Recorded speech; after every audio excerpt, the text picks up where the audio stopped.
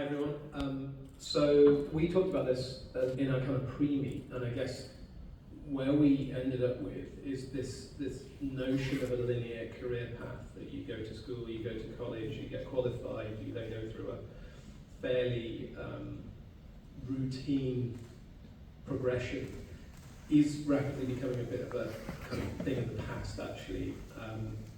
The opportunity provided by the virtual world, by technology, by AI, all the things that we're being talked about, is kind of tearing up that rule book a little bit.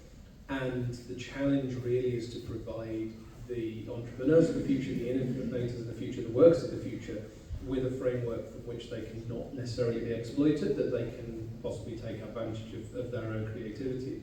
So what we're seeing at Roblox, like we're essentially, if you don't know Roblox, we're like a video game platform.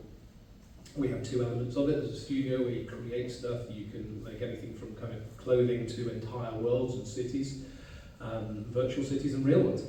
And then the other side of it is the platform where people, 100 million people a day come to experience these creations and live their lives.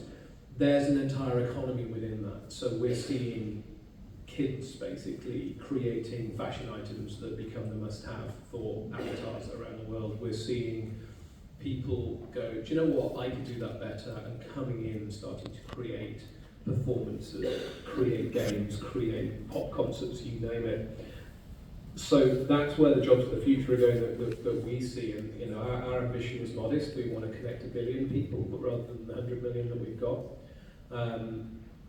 With that comes this huge amount of opportunity, and there isn't really a sort of a linear projection of how you get there. If you've got an idea, dive in, and the advent of AI is just facilitating that. It is removing barriers, it's creating opportunity.